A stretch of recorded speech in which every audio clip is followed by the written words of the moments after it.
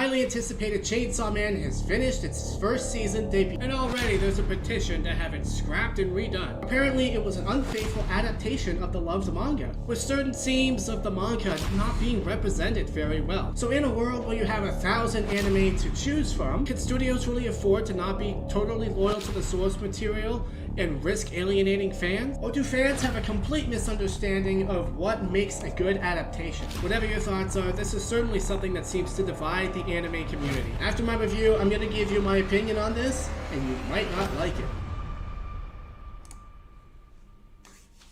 Alright, Chainsaw Man.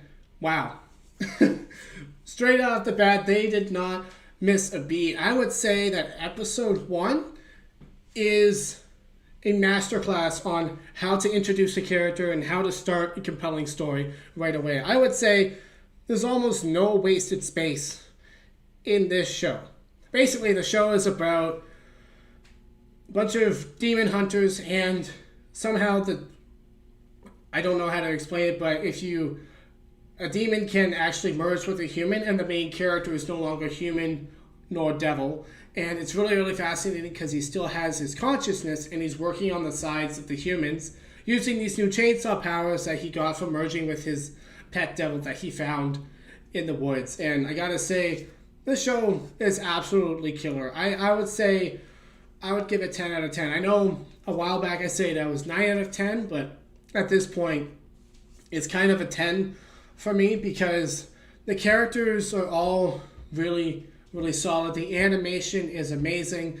It's wow on every single level. And so let's talk about my favorite characters in this show because, my goodness, absolutely killing. Let's start with Denji. I had some issues with Denji in terms of his main motivation. Basically, this character's entire motivation for everything he does is just getting laid with women. And so naturally, as someone who's been practicing celibacy for a long time, it's difficult for me to emotionally resonate with his choices. Like, as a man, I get it completely. I totally know what he's feeling biologically, but in terms of the choices that he's making, again, we're like 10 years apart. He's 16, I'm 26, we're going to see the world differently. And so at first I found that kind of turned me off at first, mainly because it was the first anime that I watched that had a lot of sexual tension between characters, so I wasn't quite sure how I felt about it. But as I kept on going and started thinking about it, I was like, you know what? That was actually really, really smart. And I really appreciate how the show was showing that Denji's exploits aren't really working out the way that he wants them to. Spoiler alert, he kisses Himini and she vomits in his mouth. And, it was showing that the things that he's looking forward to the most, like, getting to touch girls and whatnot, it's actually not as good as he was expecting. And that's true in real life. And so I'm glad that the show is taking a very serious approach, but it's doing it brilliantly in a way where it's like still funny and goofy a little bit in terms of like how Denji decides to like conduct himself. There's a lot of humor here, and the tone of the show is way darker. Somehow it works. It works really, really well, and I really, really think that this show is super good.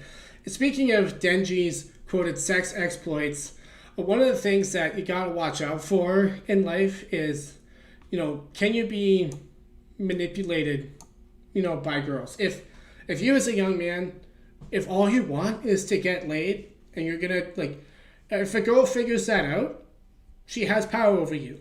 She'll control you with that. And so I think we're gonna see that with Denji.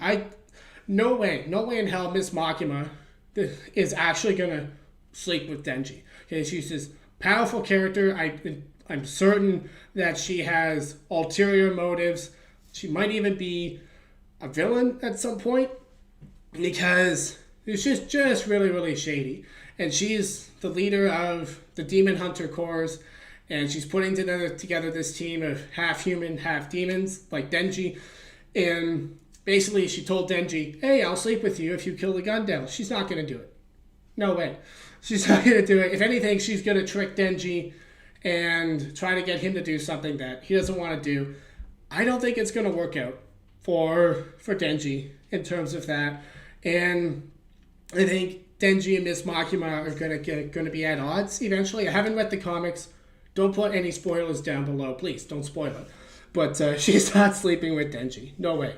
That's my prediction, anyways. She's controlling him. Don't let women do that to you. You know, sexual urges, if you're supposed to have them, it's natural. It's not wrong to have them. But you want to, train your mind so that they don't control you. You control them. It's like you get to decide how you interact and how you act out those urges. Those urges don't control you and make you a bumbling idiot that allows other people to manipulate them. You know what I mean? So if you're not practicing, self-control, I would highly recommend you do that. But anyways, moving on to Power. Honestly, this is the funniest character I've seen in a while. Just the way she talks is hilarious. And being Denji's sidekick, I feel like you would want them to be her to be romantic with Denji, but I don't see it happening at this point. She's too much of a funny and strange character. I don't even know if her character is capable of feeling love because she's more devil than human at this point, I think. And so, but dang, she's entertaining. She's super, super funny. And so let's keep it moving on. The villains of the show that we see, the Gun Devil is in the background. They're his two right-hand men, I think, but they're really, really good for what it is that we're working with, and that there's not a lot of depth to them yet, and there's only 12 episodes, so you can't have that much depth, but there's just enough there and just enough interest to make it really, really engaging. And my goodness, the way they show up and start attacking everybody, really, really shocking, really, really surprising. Really, really enjoyed it. And the ending for these two characters, spoiler alert, the girl in the red gets killed by Iko, or Aki, I think his name is. And the other guy gets kicked in the balls a lot. Really, really fun stuff. Again, this show is brilliant between comedy and dark horror. Just so much fun. And now let's talk about Himini. This is where the show actually shocked me a bit because I was not expecting Himini to die.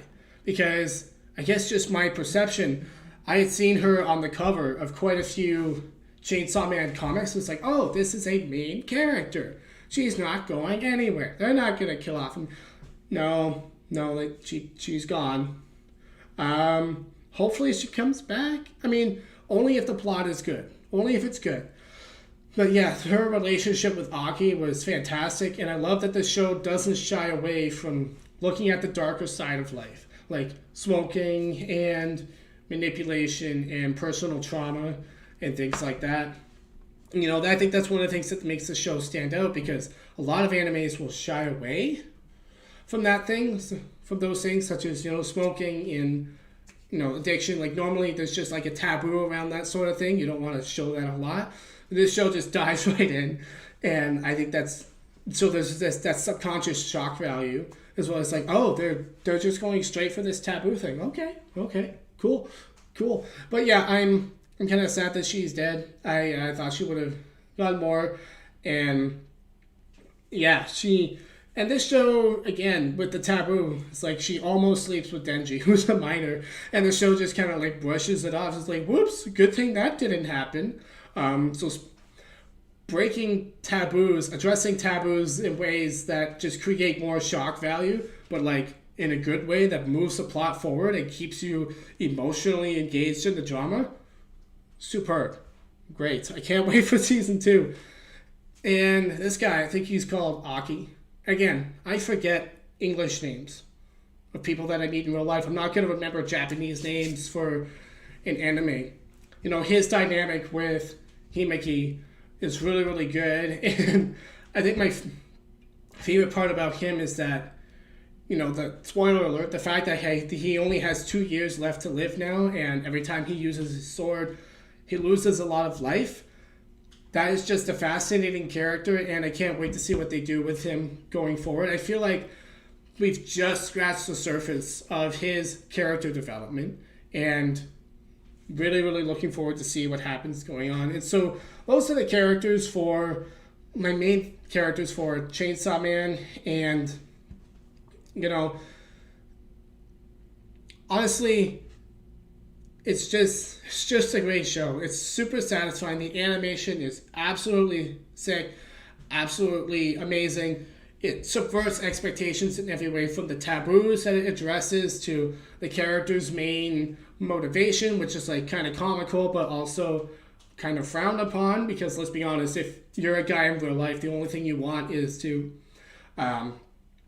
get to touch girls, you're kind of frowned upon. But this anime is able to make it really, really fascinating psychologically and bring it all together in a very, very well-weaved drama that is just so entertaining. It's the height of entertainment. 10 out of 10. I can't say. But onto the thing that you guys are actually here for is who's upset about this? Who's complaining? Who the heck is complaining? How does that petition have 2,000 signatures? I don't understand. It's like, what, like the thing that, I'm going to say it, a lot of anime fans just get it wrong when it comes to adaptations. The goal of the anime producers is not to reproduce every beat from the comic. It's to make a good anime. Right? There are some things that do not translate well between mediums. If you are completely faithful to every single aspect of the comic, but the anime ends up suffering and not being as good because of it, you've done a bad job. That's my opinion. If there are some things that need to be changed in order to make the anime the best possible anime that it can be, then you make those changes. I don't understand why people are so insistent that the anime matches the manga perfectly and that the live action version matches the anime perfectly. They're different mediums. They have things that they do very, very well that don't translate well to other, mediums. The style and way of the style of One Piece isn't going to necessarily translate super well to a live action version. It's going to have to be different. And same for Chainsaw Man and the manga.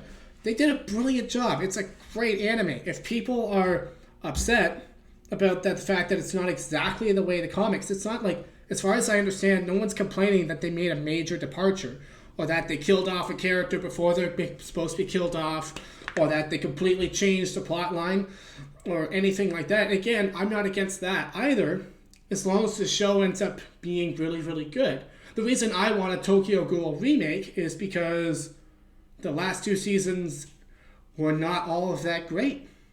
And they did change from the comics, from the manga. And it ended up not serving the show very well. It wasn't that good. They shortened it. And, I just didn't like it all that much. I was kind of let down.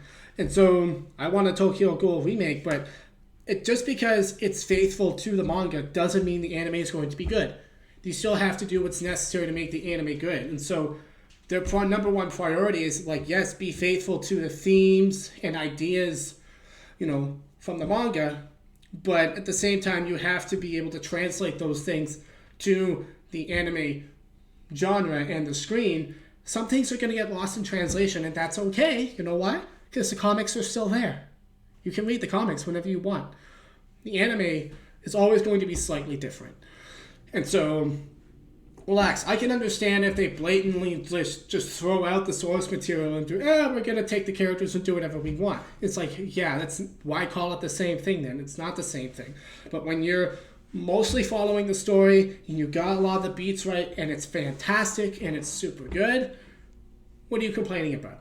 Like, come on. There's obviously an element of gray here, but I think we can all understand that it's like, the goal of the anime creators is not to be 100. It should never be to be 100% faithful to the manga.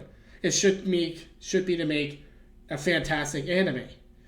If you have to move away from the manga a little bit or change a few things in order to make the anime the best darn anime that it can be, then you should do that. Because manga and anime, they're different things. And so that's my opinion on that. And in my opinion, Sen, the Chainsaw Man, is absolutely amazing. I don't know about it. It's fantastic. I will see you guys later. Like and subscribe so that we can all hang out and talk about anime together and other things. Peace.